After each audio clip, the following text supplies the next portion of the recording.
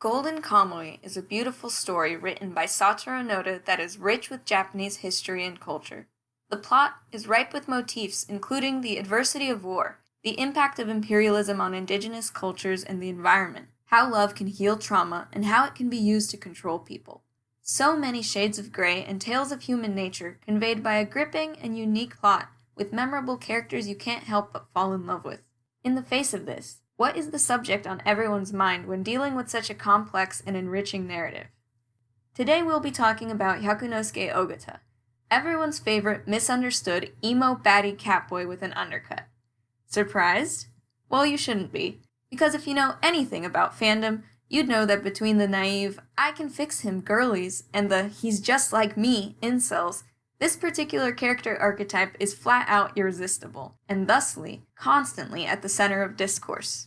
So shall we get to the subject at hand as hinted by the title of this video? Is Golden Kamuy's Ogata actually a psychopath? Several months ago, I encountered a take so erroneous regarding Ogata. When I tell you I have not known peace since then, that is only a slight hyperbole. As presented by this take, allegedly, Ogata is a perfect psychopath. Meanwhile, I have to question how and why anyone familiar with this story would ever come to this conclusion. In order to fulfill my duty to the other 12 Golden Kamuy fans who also care about this subject, I have decided to set the record straight about the Freudian circus that is the psychology of Hyakunosuke Ogata. Because not only is Ogata decidedly not a psychopath, but he has also never been perfect at anything in his life. Except maybe at killing his family members.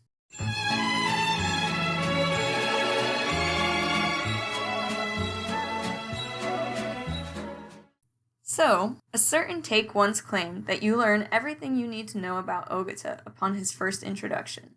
This is a sentiment I could not disagree with more. I would go as far as to argue the exact opposite is true, that you do not truly understand Ogata, his goals, his feelings, his needs, until the very last moment he appears in the manga. And when I tell you Ogata's character journey is one of the most rewarding ones I've ever witnessed, I mean it. So much so it pains me a bit knowing I might be spoiling the plot for some of you watching this video.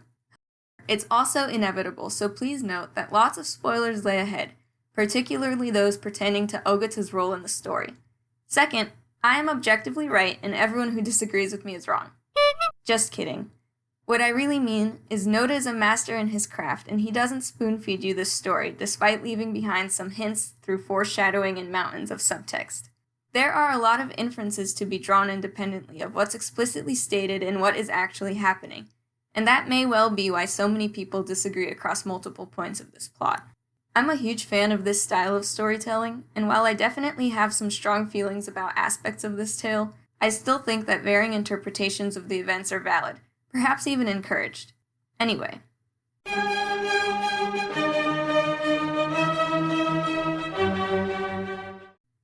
First and foremost, I'd like to communicate that I have a lot of trouble even taking the term psychopath seriously outside of a more colloquial context. Seeing as this is an anime analysis and not a psychology lesson, I don't want to get into the nitty-gritty of it, but I can't rightly disprove the claim that Ogata is a psychopath without first re-establishing what a psychopath is commonly understood to be. Let me get this off my chest. Psychopath is not a clinical diagnosis that would be respected by most modern psychologists. Neither is the term sociopath. These are outdated terms that I believe are best limited to shouting out your car window when some guy cuts you off in traffic. I'm sure opinions on the validity of the term psychopath will differ even in a professional context, but I personally don't see it as a valid clinical diagnosis. Further, there is the question of Noda's intentions when it comes to depicting the mental health of his characters. To start, there are a lot of people out there who would say pinning fictional characters with a clinical diagnosis is kind of cringe. Mayhaps they have a point. On the other hand, art is meant to emulate life, and a lot of people enjoying fictional media might find they relate to certain characters, projecting their own traits, values, and even psychological diagnosis onto said characters. I don't really see anything wrong with that so long as claims of absolutes are avoided. Further, I don't necessarily think Noda was trying to make any specific psychological case studies with his text beyond maybe PTSD and traumatic brain injury. It's undeniable that most of the characters of Golden Kamuy are psychologically complicated, and definitely fighting some demons. If by the time you finish this video, you still think Ogata is a psychopath, then by all means, power to you. Same goes for those of you with Ogata's autistic claims, or Ogata has borderline personality disorder, or schizophrenia, etc., etc. You get the point. In any case, I have a very specific goal in this analysis, so this part is unavoidable. Let's pull up a stock photo. As you read the bullets, I'm sure it will probably align close enough to what your version of a perfect psychopath should look like. And I've come to understand why someone might be inclined to call Ogata a psychopath when they first start getting to know him as a character. So, given my obvious disdain for the word psychopath, perhaps I'll do us all a favor by rephrasing the question at hand, because I believe what we're really asking is Ogata a cold and calculated killer? Is he apt at manipulation? Is he void of traditional expressions of emotion and sentimentality? Does he operate on logic, without remorse, especially if it means obtaining a greater goal? To answer these questions and understand Ogata's motives and how they affect his relationships with other characters, you're going to need to know a little bit about the grander plot of Golden Kamuy.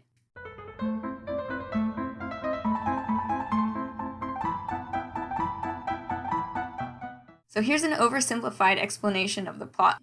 1. There's this hidden treasure and everybody wants it. 2. The primary competing forces consist of this light Yagami versus L-type mental chess game between an incredibly charismatic imperialistic war criminal and an old defeated samurai from a time past. Both want to use the gold to fund a rebellion against the reigning Japanese government to build a new nation on top of it to fit their respective political goals. 3. The key to cracking this very complicated and violent scavenger hunt is a young girl named Asirpa, the daughter of the mastermind behind these Hunger Games. But she's more clever and elusive than one would expect, and so everyone ends up fighting over her as a proxy to the gold. 4. But Asirpa doesn't care about light and L and mysterious hidden treasure. She only cares about preserving Ainu culture with her new best friend, Sugimoto the Immortal, a violent and traumatized war veteran that she met at night in the woods as he was skinning a human corpse. And so, TLDR is, you've got a bunch of opposing political factions all competing with each other in an attempt to claim the gold and overthrow the reigning government for, insert your morally righteous justification here, but of course, who does this gold actually belong to? The subjugated ethnic minority that no one is above using in order to further their own selfish goals. Oversimplified, she said. That sounds complicated as fuck. Yeah, it's true. Golden Kamuy is pretty complicated. Honestly, there's so much more to it beyond that, but that's not what we're here for today. He's what we're here for. So let's talk about where Ogata fits into all of this, and why it even matters if he's a psychopath or not. Ogata is like many of the characters in Golden Kamuy, a veteran of the Russo-Japanese War. He was a part of the 7th Division of Hokkaido and is a skilled sniper. As a marksman, he seems unrivaled, and this makes him quite the dangerous adversary so long as he maintains his long-range distance. Like the other characters from the military, Ogata has witnessed the horrors of war, and like most of the other characters from the military, he has brought some horrors back home with him. Though the nature of these horrors don't become apparent till much deeper in the story. Early in the narrative, Ogata deserts the military and immediately starts cooking chaos for pretty much all the other characters. Ogata is a unique member of the cast because he does not display loyalty to any of the relevant factions within the story. He spends time allied with literally all of the competing groups at different points in the plot, and ends up betraying most of them as well. All of this is enthusiastically received by the audience because of this unspoken implication that Ogata is working towards his own mysterious goal. And we don't uncover this goal until near the very end of the story, so the entire time, you and the greater cast of characters are forced to speculate over what it is he even wants. Gold? But he's not a materialistic person. Prosperity for Japan? But he's a deserter of the army. Ainu independence? Highly unlikely, seeing as he has no qualms throwing various Ainu characters under the bus to further his own goals. And damn it, I have to give the bastard credit. He's intriguing as fuck. He compels the audience and appeals with a strangely human relatability that is difficult to pin down because he's also a disloyal, callous, blank-stared bastard who picks fights with literally everyone. As a character, he presents many dislikable qualities up front. He seems unfriendly, deeply unfeeling, self-interested, mean-spirited, smug, and in general, he kind of sucks. You can see in the way a lot of the characters naturally display biases against Ogata, even in neutral contexts, and it's literally just because of his rancid vibes. I think this is a good time to note that while so many fans love Ogata passionately, There's another sizable portion of the audience who absolutely despises him, and I don't think they're wrong for that. Because no matter how good Noda is at humanizing some frankly unforgivable characters, and as much as I personally love Ogata, I firmly believe he's an antagonist to the story. He's constantly getting in the way of the goals of the protagonists, creating mayhem, and at multiple points in the plot actively trying to kill them. Worse than that, when Ogata is betraying the protagonists of the story, he's also betraying the audience, because the narrative completely subverts found family and redemption arc themes. So yes, he's a controversial character if only for that reason. But wait, there's more.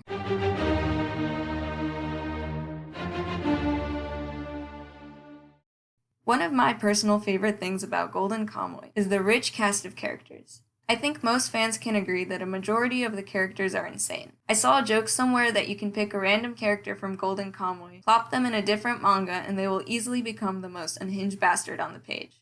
And despite this madness and deranged brutality, all of the characters are incredibly human. They have history. They have flaws, struggles. We see them in some deeply personal contexts that can make a reader feel like a voyeur to something private. Even the seemingly small, one-off side characters can impact the other characters for long after they are gone. And because the cast of characters encapsulates some rather dark psychology, I think it's time to bring up an age-old debate within the study that I find is much more pertinent to our plot and character analysis as a whole: the query of nature versus nurture. What defines a man? Is it the inescapable wiring of his genetics, or the more fluid nature of his upbringing? Did Ogata ever have a chance to be different, or was he just born lacking something? And this very question is something that torments Ogata throughout his entire life, and through the plot of Golden Kamuy. Ogata, like certain fans, is committed to the idea that he was born wrong, that he had no choice but to be an awful person and to commit to the life choices of someone who is broken, because that's just who he is. However, just because Ogata thinks this is the case, does that mean he's right? It's time for the tragic backstory. Ogata is the illegitimate son of the military general Kojiro Hanazawa and the geisha Tome Ogata.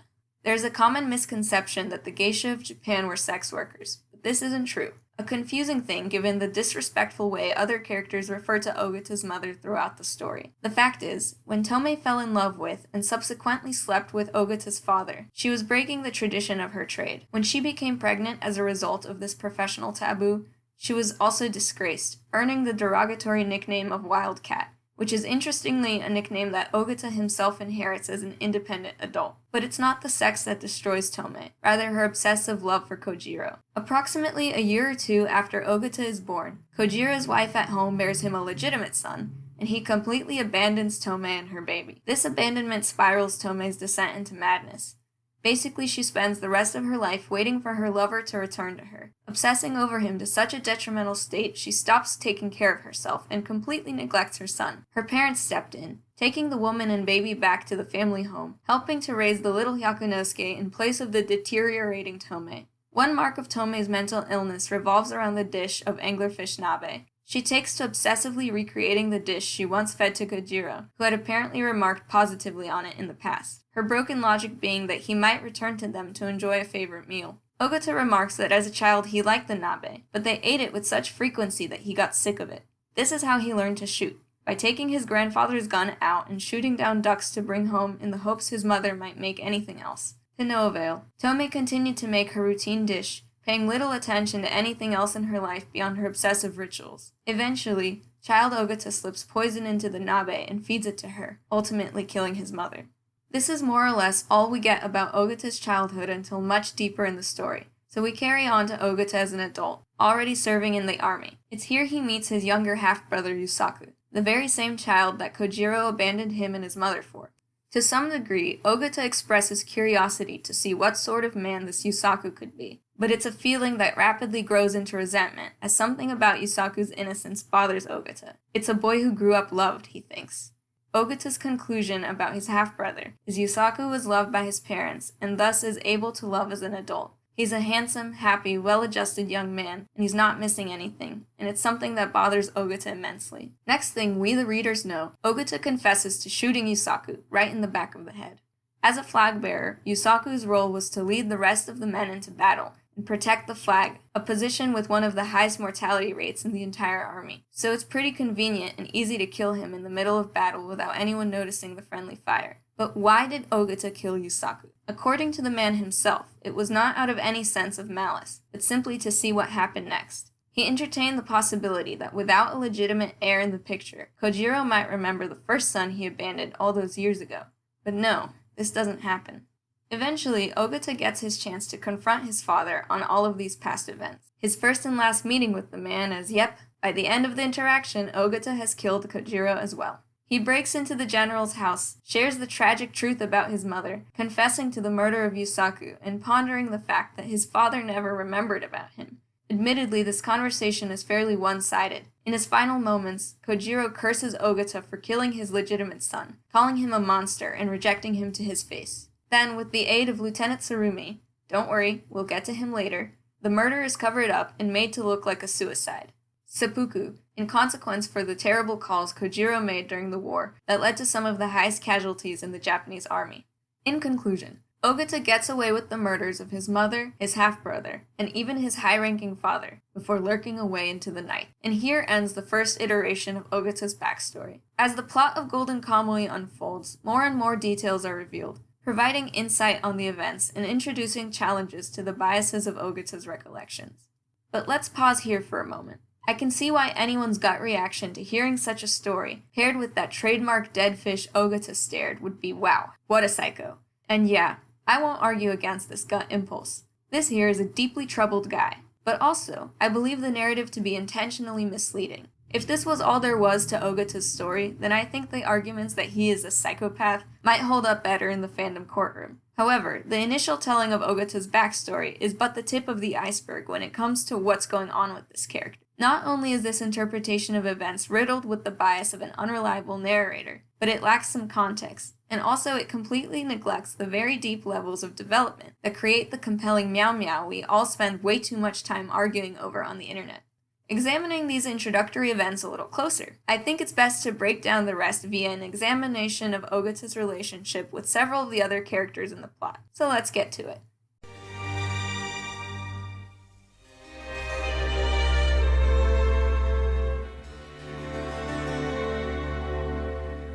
Let's start with his parents. Say what you will about Ogata's backstory, I do actually find it to be quite sad, even before we learn more of the details. I think some of his most humanizing lines are delivered in the initial montage, upon which he reveals his history. None strikes a chord deeper in me than, "Children don't get to choose their parents," delivered in that dry, pragmatic rasp of voice acting legend Suda Ken. This line packs a solid punch because it's a fundamental truth for every person, real and fake, whether they have golden parents, shitty parents, or perfectly average parents. And what does it imply about how Ogata feels for his own parents? Did Ogata kill his parents for pragmatic reasons, or emotional ones? Let's start with Tome. Off the bat, Ogata actually explains his true motivation for poisoning his mother. It was the flawed logic of a child. He thought that, if Tome died, then his father might return to attend her funeral, and then she would finally be with the man she loved. And I believe that despite Ogata's incredible bias in how he recalls his own life events, this is not a lie. Ogata was a young child at the time. Whether or not he was mentally ill frankly doesn't even matter. He needed her, and what's more heartbreaking still, he desperately wanted her attention. I think the part of his spiel worth closer examination is his idea that he went to hunt because he was tired of Nabe. In actuality, I'd argue these were attempts of a neglected child trying to gain the attention of his mother, to break her out of her compulsive episodes as evidenced by the way Ogata holds the slain duck out for his mother, not unlike a little house cat lovingly dropping a dead mouse on your pillow. This is a gesture explicitly paralleled by Ogata as an adult multiple times across groups. Golden Kamuy is a story that pays a lot of attention to food, not just as an avenue to explain Ainu culture, but also as a narrative device. The characters constantly bond over food, even heal past trauma with food. You're going to tell me that Ogata trying to gain his mom's attention through food, and then later repeating the exact same gesture as an adult, is just a coincidence? Well, it's not, because later we see flashbacks depicting the same child quite literally trying to capture his mother's attention by trying to force her to look at him. And what does Tome do instead? She brings up how she wants her son to become a splendid officer just like his father had been. To further my point, here's some interesting subtext that implies Ogata had cared about his mother as a kid, and that he still thinks of her as an adult. In an infamous scene where Ogata is trying to convince Asirpa to tell him the key to the gold, he tries to play on her emotions by convincing her that this is what Sugimoto, her beloved partner, would want her to do. At this point in the plot, Asirpa believes Sugimoto to be dead. She misses him immensely, so Ogata conjures up a very strange and fake scenario where he tries to convince Asirpa that he exchanged words with Sugimoto in his final moments. Asirpa, who is both trying to determine if she can trust Ogata and desperate to hear anything about Sugimoto at this point, starts asking Ogata questions on the details of Sugimoto's final words. Here, Ogata haphazardly improvises some responses that eventually lead to Asirpa catching him in a lie. But how did this conversation go? In answer to the question, what was the name of the woman Sugimoto was doing this all for, Ogata answers Tome. The reader and/or anime watcher would have no clue who the hell Tome is, but we know for a damn fact it's not the name of the woman Sugimoto was in love with, because her name is Umeko. I believe it was in an interview that Noda revealed the truth behind the name Tome, and that having been Ogata's mother's name. The other thing Asirpa, who is notoriously fixated on food, asks Ogata about is if Sugimoto talked about wanting to eat something, knowing well that Sugimoto's favorite food is a dried persimmon and that this is the correct answer to the question.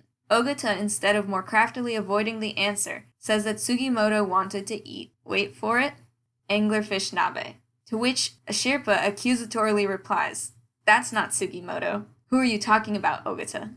Who indeed? So much for psychopaths being cunning and calculating and good at manipulation. Man, he really fumbled that one. Alright, so what I'm getting at here is A, Ogata is clearly nostalgic for his mother, and B, it was never really about the nabe. Also C, he's a pretty crappy manipulator. On the other hand, Ogata's father. I think we can easily speculate that a part of Ogata really did want his father's attention too.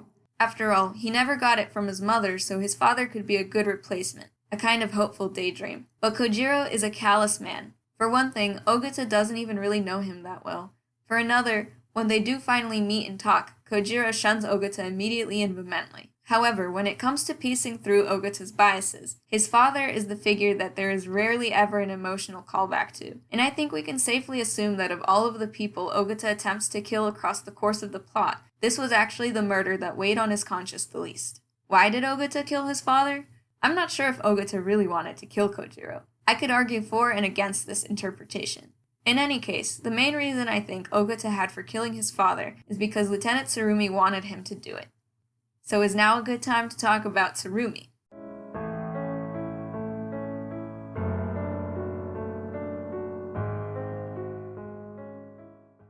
Fuck it, let's do it. I think in examining Ogata's relationship with Tsurumi, we can better understand the true nature of Ogata's motive. Now, if you remember I mentioned earlier, one of the factions is led by a charismatic imperialistic war criminal.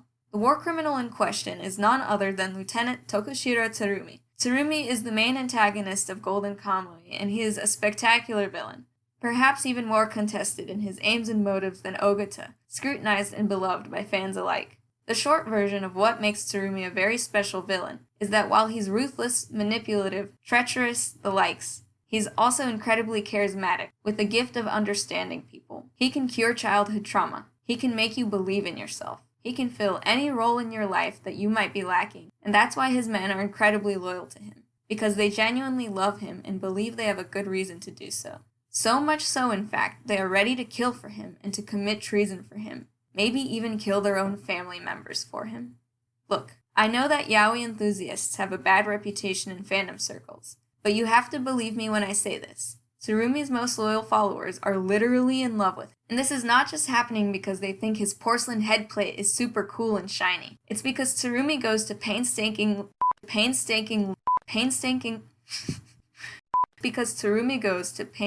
lengths to win these men over, listening to them when they are at their most vulnerable, hearing their needs, and helping them accomplish their goals. He does this time and time again, and he's great at it. As a first lieutenant of the 7th Division, Tsurumi was Ogata's commanding officer all throughout the Russo-Japanese War. Serving under Tsurumi, Ogata and the other men of the 7th beat the Russians, witnessed the horrors of war, and theoretically, strengthened their ties as brothers in arms in a way no civilian could rightly understand. Unlike the brass calling the shots, Tsurumi fought shoulder to shoulder with his men, leading them into battle, inspiring them and protecting them to the best of his abilities. This, combined with his authentic attentiveness to their needs, creates a near indestructible bond between the superior and his subordinates. However, in the early measures of the narrative, Ogata deserts the army and betrays his brothers in arms like a little stinky bastard man. In fact, we learn that he was trying to scrounge up something of a coup against his lieutenant, which ultimately fails before it can even take off. But the takeaway is, Ogata was scheming against Tsurumi before the story even started. So in the context of this, how does Ogata feel about Tsurumi? Trying to understand this, Noda gives us a bit of a runaround. At first we see Ogata running away from Tsurumi and allying himself with his biggest competition in the hunt for the gold, Toshizo Hijikata. Then, in a flashback, we see Tsurumi enable Ogata to kill his father, both pandering to Ogata's ego and promising to honor Ogata as the son of a fallen general. Ogata quietly listens while thinking about what a damn seducer Tsurumi is, implying that he sees right through his ploys but simultaneously can't help feeling a bit charmed by them. Later, we learn that Tsurumi needed Kojiro Hanazawa out of the way because he was an obstacle to one of Tsurumi's political ploys. The implication is not only that Tsurumi used Ogata's daddy issues against him to get an opponent out of the way, but also that Ogata found out about this, and his resentment towards Tsurumi's action is why he betrays him in the beginning of the story and deserts the army. But this is not really the case. Throughout the plot, there are little hints that despite the betrayal, Ogata does still, at least in part, feel loyal to Tsurumi. For me, the biggest sign of this is when Tsurumi is explaining how he gets his men to do unspeakable atrocities in his name. It's not with fear or force, it's with love. And while this is taking place in the middle of the story while Ogata is currently allied with Tsurumi's most threatening adversary in the hunt for the gold, who is it that shows up along with all the other known Tsurumi worshippers? I know you see him there on the left. That's right, Ogata is part of the It's Love gang.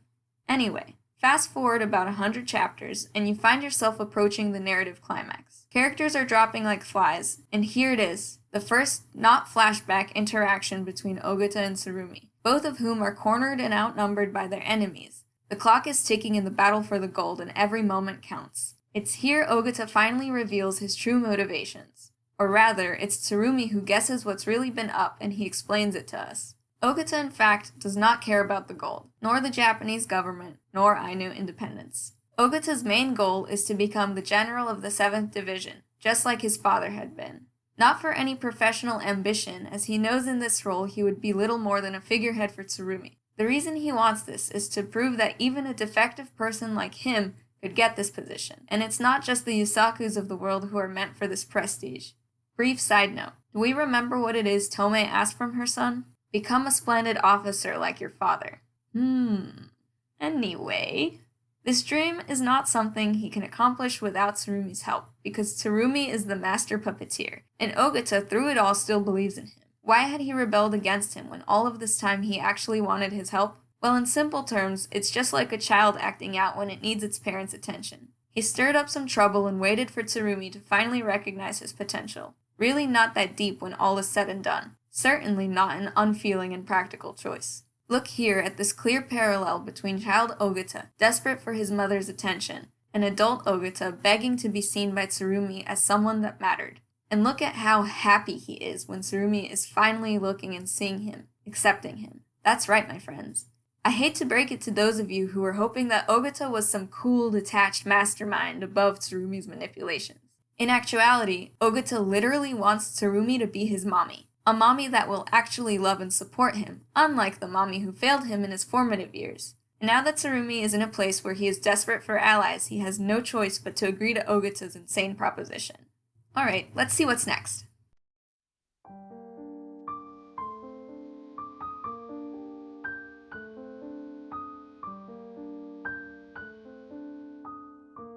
I combine Ogata's relationship with Yuusaku and Asirpa into one section because one impacts the other quite a bit. Despite my wholehearted belief that Asirpa represents something very different from Yuusaku, and yet Ogata is an incel who projects his unoriginal baggage onto a 14-year-old girl. But anyway, let's take this step by step and rewind back to when Yuusaku was still alive. To start, I want to spare a moment of attention to the fact that whenever we see Yuusaku in flashbacks, his face is construed by shadows. Interesting, isn't it? Put a pin in that. Now let's reflect on the events of the story. with the constitution of a meek Victorian child. At one point in the story, Ogata gets super sick and starts hallucinating his brother's ghost, which leads to some pretty interesting flashbacks. As Ogata rides out his fever dream, we expose more insights about his past interactions with Yuusaku. So apparently, Ogata was hell-bent on tainting Yusaku's purity, which yes, that should sound weird to you because it is indeed very weird. But here let me elaborate. As mentioned before, Yuusaku was a flag bearer, tasked with the honor of carrying and protecting Japan's flag, heading the front lines as they charged into battle, a sort of inspiration and symbol of patriotism for surrounding men. Also by tradition, flag bearers were meant to remain pure. This means they were supposed to be virgins, and by some even more extreme interpretations of purity, even abstain from killing despite serving in the army. For context, it is noted that other flag bearers did not take things this far, choosing to draw their sabers and fight. However, Yuusaku follows the insane tradition, taking it seriously because his dear father impressed the notion upon him that he must stay as pure a symbol as possible for all of the other men following him into battle. Without getting too sidetracked, I would like to point out a potential fallacy in Ogata's idea that Yusaku's life was more or less perfect, because in all honesty this sounds like a pretty insane ritual to put your own son through. Carrying on. Ruminating on the purity stuff and interested in proving that Yuusaku is not so different from the other lowly men, Ogata sneaks Yuusaku into a brothel. Mind you, Yuusaku hadn't realized this was the plan coming out, naively fooled into a night out with the previously avoidant older brother he'd always wanted to spend time with, and thinking that Ogata was finally showing a reciprocal interest in him. Poor Yuusaku. If only you got a normal brother. No, instead you get this Shitso-type cat man who's obsessed with making you lose your virginity. For the record, I want to note that part of his motivation to do this to Yuusaku also comes down from Tsurumi's orders. But I don't want to get too sidetracked. If you want to know more, you'll just have to read the manga yourself. So, long story short, Ogata tries to sully Yusaku's purity by convincing him to sleep with some prostitutes. Yuusaku becomes visibly uncomfortable and stands by his morals, refusing to sleep with the prostitutes and disappointing Ogata. Ogata's next attempt at ruining Yusaku's reputation as a good boy is when he tries to convince Yusaku to kill a Russian prisoner of war. Basically, he grills Yusaku about his refusal to kill, and Yusaku explains that he does not kill in order to serve as an inspiration to the men who do have to kill, because everyone feels guilt when they kill, even when fighting in a war, and he hopes to alleviate that burden slightly by abstaining, once again as encouraged by his father. This sentiment triggers Ogata, who not only lacked a father who had a greater hope for him, but who has also killed countless people at this point as a sniper, and don't forget his own mom as well. He insists to Yusaku that this isn't true, and that no one feels guilt for killing, and that everyone is capable of murder in the right context. This upsets Yusaku to the point of tears, where he cries for his brother, embracing him and tearfully insisting that one day he'll understand, and that it's not right to lack guilt after murder, unknowingly sealing his own fate in saying these words. The next we see, Ogata shoots and kills Yusaku, absolutely screwing himself over in this decision, as while Yusaku, the symbol of purity, might literally die on the battlefield that fateful day. A dark, menacing version of him is immortalized in Ogata's mind as, get this, a physical manifestation of guilt. This is showcased quite a bit in the later half of the narrative, as Ogata starts losing it a little, slowly but surely. Ogata spitefully refers to the Yusaku visions as his wraith, since he has a tendency to manifest at unexpected moments and interfere with Ogata's schemes in unanticipated ways, sometimes seemingly saving his life, and other times interfering with his ability to kill. It's a pretty straightforward metaphor in my opinion, and it's a huge part of Ogata's story. This relates to Ogata's relationship with Asirpa quite fluidly, because Asirpa's role in some ways is very similar to Yusaku. She too was groomed by her father to be a symbol of leadership in a politically turbulent era, meant to lead them to independence and sacrifice her simple, pure you might say, lifestyle in the mountains for the sake of the greater good. And she also happens to be a young girl steadfast in her morals. She's a child, so yeah, there's a level of innocence about her that the adult characters lack. And also, Asirpa feels very strongly against killing other people for a majority of the narrative.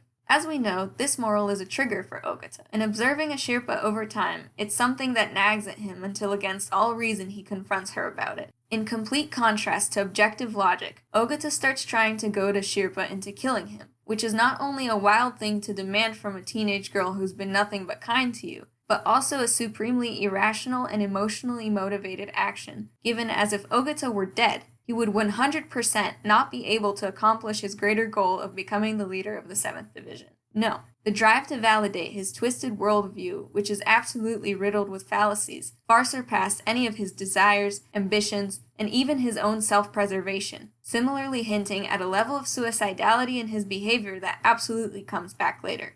Asirpa, who despite having ample motive for killing Ogata at this point, still refuses to kill him. Instead, she shoots him by accident. In this moment, Ogata does almost die, and it's almost enough for him to feel vindication in his theories. However, by the all-powerful will of Sugimoto the Immortal, our protagonist, he basically forces Ogata to stay alive, saving his life despite hating his guts, for Asirpa's sake, refusing to allow Ogata to turn her into a killer. Thus, Ogata manages to survive to wreak havoc another day. I'd like to take another moment to dissect the scene a bit further, as I believe it demonstrates something deeper about another one of Ogata's unspoken but very important needs. It's his craving for unconditional love, for someone to see and know all of his many flaws and to love him anyway despite that. A somewhat unreasonable and toxic craving considering how many horrible things he's done, but also probably something derived from the neglect he faced as a child. It's claimed that unconditional love is something only a mother can provide her children, which obviously isn't true, at least in Ogata's case, because of how his mother virtually ignored him all of his life. Then it's something we can see he subconsciously hopes to receive from Yuusaku in that final confrontation they share, which Yuusaku is ultimately unable to give in this context because he does not want to see his brother as a remorseless killer. Something Ogata takes as a personal challenge, mind you, when he goes to kill Yuusaku in a "ha-ha, I told you so" kind of fashion, that is immediately proven wrong by Yusaku's ghostly manifestations. That's right, Ogata loses an argument with a dead man. Then, in the scene with Asirpa, while I will maintain I don't think Ogata is as good of a manipulator as it feels like he should be given the cunning and duplicitous wildcat archetype he encapsulates, there is something particularly atrocious about his attempts to manipulate Asirpa that almost inspires a feeling of secondhand embarrassment when I review it. He really sucks in this scene, rushing through it, conjuring weird out-of-character scenarios between him and Sugimoto, and randomly revealing some very personal things about himself, which is not something he does with frequency. My interpretation of this moment is not only that Ogata is a bad manipulator, because he has trouble relating with experiences that don't match his own, but also maybe that he subconsciously wanted Asirpa to catch him in this lie, so that he would then have the freedom to show this obviously kind and loving girl his true nature, and to see how she reacts to it. Ogata's psychology is, let me project onto this child, trauma dump on her and traumatize her, and then get mad at her when she doesn't do what I want her to do. Asirpa doesn't unconditionally love me after I confess to killing her father and her best friend. What a selfish bitch. I was right all along, everyone sucks. Yep, not exactly pretty behavior, but still very interesting from a character perspective. Lastly, I think why Ogata is as happy as he is when he basically confesses his feelings for Lt Tsurumi is because Tsurumi, who let's not forget is a master at reading people and giving them exactly what they want, reflects this warped desire for unconditional love back to Ogata. Sure, unhinged lethal sniper with deep-seated psychological issues that I can still use to further my own mission. I'll be your mommy. It's hardly the worst thing I've done in my life, but I digress. There are obviously some great parallels between Ogata's experience with Yuusaku and Ogata's experience with Asirpa that are none too subtle. However, I'd argue they were still very different. For one thing, Asirpa is different from Yuusaku in the sense that she is an independent thinker. Even though there is this role that her father has intended for her, Asirpa is able to come to her own conclusions of what is the right path for her and how she is willing to fight these battles. Despite Ogata doing everything in his power to try and make her kill him, Asirpa has the strength to refuse. She later comes to the conclusion that she can and will kill for the right reasons, and goes on to point her bow at Ogata a second time, this time with the intent to kill. Asirpa and Ogata's relationship also differs from Yuusaku and Ogata's relationship, as Asirpa is one of the only people who manages to get close to Ogata. While I think there is a good argument to be made that Ogata only participated in group activities in an attempt to manipulate Asirpa into liking him, trying to become a proxy Sugimoto for her in his absence, so that she would trust him enough to tell him the secret to the gold. But I still believe there is more to it than that. Forgive my cheesy metaphor, but if you open a door to try and get into someone's heart, that allows the channel to flow both ways. And in allowing this closeness, Ogata accidentally invited Asirpa inside to impact him, something he definitely didn't anticipate, and it has lasting effects on him. So I would argue that in this period of time, actually, Asirpa had more impact on Ogata than Ogata ever had on Asirpa. In fact, it is at the end of the narrative that Ogata faces down the end of Asirpa's bow and poison arrow for the second time, and this time she does shoot him with the intention of killing him. However, Ogata is a bit more goal-oriented when this happens, and he cuts the lethal arrow and poison out of his body. Unfortunately, he's fairly off his rocker by the time he points his gun at Asirpa again, when boom! Ghost Yuusaku materializes between them, and Ogata just loses it. Facing off a series of epiphanies, Ogata realizes the impact both Yuusaku and Asirpa had on his miserable existence. Realizing that Yuusaku is not a wraith, but rather a manifestation of his own guilt, he cracks under the pressure. If he is capable of feeling guilt, that means he was not in fact missing anything, and that possibly his parents might have actually loved each other, even if it had been a fleeting love. He realizes that all this time he was fooling himself regarding his own morals and capacity for emotion, in order to avoid these immense feelings of guilt and regret for the poor choices he made in his life, all of which were virtually meaningless, as he realizes he was not a defective person, but simply acting the way he thought a defective person might. He'd been blessed all along, rendering his final goal obsolete and making all of his life choices pointless in the grand scheme of things. Convincing himself he was defective and guiltless had been a coping mechanism against the harsh reality, a reality where he mutilated his own morals and hurt people, resulting in an existence where no one had truly loved him except Yuusaku. And what had he done to him? He'd destroyed him too, and then gone on to cause even more harm to others in an attempt to repress his looming guilt. Faced with a tidal wave of emotion that he'd been denying all of his life, Ogata loses the final battle of wills. He is utterly overwhelmed and distraught, finally admitting defeat and turning his infamously lethal gun upon himself to pull the trigger for the last time. In these last moments, Ghost Yuusaku materializes, lovingly embracing his brother from behind, helping him pull the trigger while proclaiming a decisive conclusion, that brother, you were born a blessed child. This is also the first time we see Yusaku's face without a cast of dark shadow, because Ogata has finally stopped turning his eyes away from the truth. Wrapped in Yusaku's arms, Ogata pulls the trigger, effectively killing himself. All this accumulates in some of the most emotionally eerie and poignant panels, full of so many contending emotions. Ogata, who for the entirety of the story had been void of feeling, is suddenly panicked and desperate. The callback to Hanazawa's stage seppuku paired with the realization that this had been Ogata's fate all along. Then, as Yuusaku holds him to assist his suicide, how do you even eloquently talk about the stacks of emotional contradictions in this moment? Is this vengeance from a wraith, or the emotional support of the only soul who'd ever truly expressed love for this miserable man who's done nothing but harm others for the extent of his life?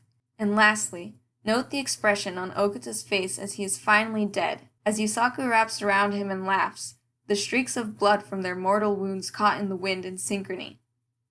Isn't it crazy where a bit of self-reflection will land you?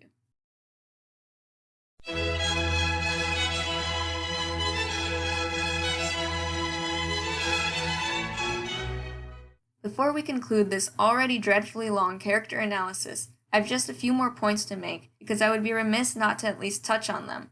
So despite the conclusive nature of the previous segment, you can think of this next bit as the cherry on top of the analysis. If you remember how about 30 minutes ago I brought up the question of nature versus nurture, and the importance it plays in Ogata's story, hopefully I have successfully proven that Ogata's case really is one of nurture. He was failed in his childhood, hence becoming a fuck-up quite literally by choice. However, if all that wasn't enough to convince you, I'd like to point your attention to the literal narrative foil to Ogata's whole "I was born this way" mantra, because the character Usami, a fellow private of the 7th Division and an old war buddy of Ogata's, literally encapsulates the opposing example. Basically, Usami is everything Ogata wanted to be. Usami is someone who actually was born this way, and someone who can kill without a glimmer of remorse, and who more accurately represents psychopathy if we want to go there. Do I think in this context Usami was destined to become a killer? Well, that's an analysis for another time.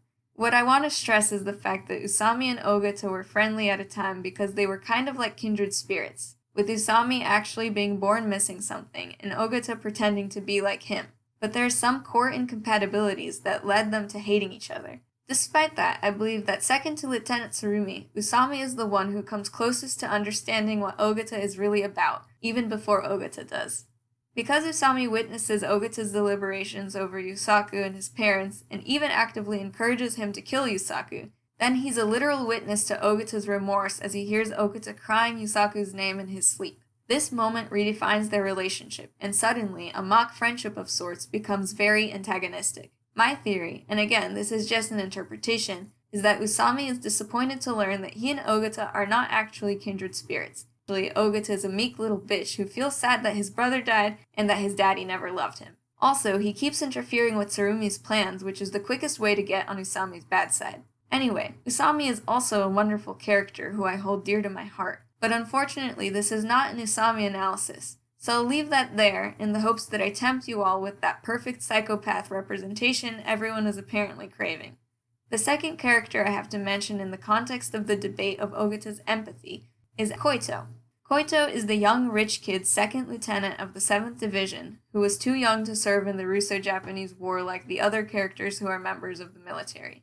Over the course of the plot, he goes through magnificent character development, but at the start of the story, he's introduced as one of Tsurumi's most avid supporters.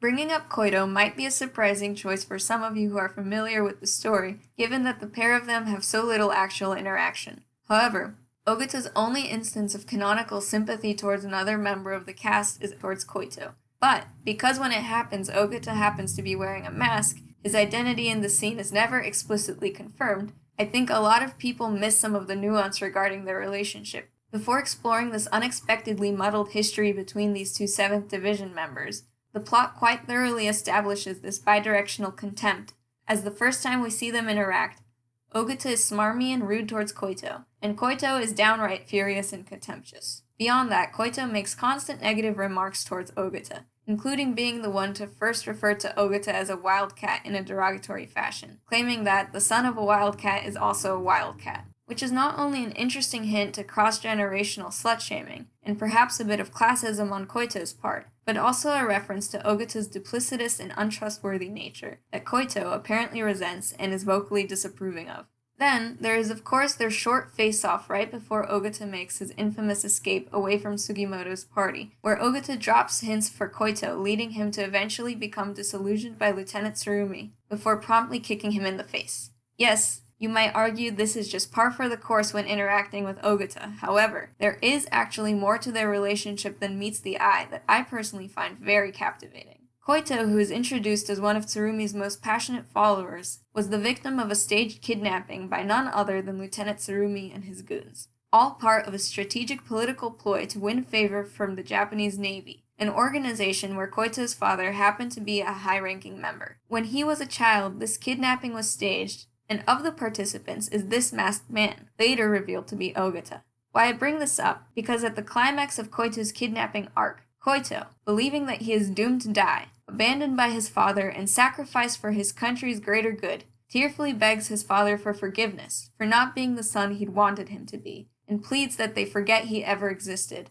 At this pivotal moment, one of the kidnappers goes rogue for a second. He presses a hand to the crying child's back in a gesture of comfort. Who does this rogue hand belong to? Ogata. We can in fact confirm this, because as soon as the masked kidnapper makes contact with Koito, the youngin slams his head back in a gesture of resistance with the aim to die fighting, consequently breaking his kidnapper's nose. When we see Ogata later that day, after it is heavily implied that he'd been one of the involved kidnappers, yup, look there, looks like a broken nose to me. This becomes more interesting yet if you keep thinking about the emotional context of the scene, and specifically what Koito had been saying to inspire this tragically rare moment of empathy from an otherwise unkind character. That's right, it's the daddy issues and inferiority complex. The young Koito's desperate words resonate in Ogata, and just for a second, Ogata sees a kindred spirit in Koito. This idea is shattered at the end of the arc when Koito's dad bursts into the room where they are keeping Koito, with the intent of rescuing him. The shift in demeanor in Ogata is immediate, even while he is masked. As before, the scuffle had all been for show, seeing as if Koito were to die, they would not be able to stage saving him, and then lose favor gained by the Navy Admiral. Given what I've already explained to you about how Ogata tends to lose sight of his grander goals when he is emotionally compromised, I have no doubt whatsoever that this movement had been one of lethal intent, because the sudden presence of Koito's father come to rescue his previously abandoned and forsaken son completely shattered that moment of solidarity Ogata had shared with Koito. So that's actually why the pair of them hate each other, because without ever even knowing it, Koito betrayed Ogata's already fragile sensibilities. And Koito, who is arguably not the most emotionally mature person, sensed Ogata's resentment from what he believes is their first meeting. Picking up on this undeserved venom, he basically just hates him back out of spite. Anyway, it's a very interesting and special Ogata moment. I knew I had to talk about it before wrapping up this analysis.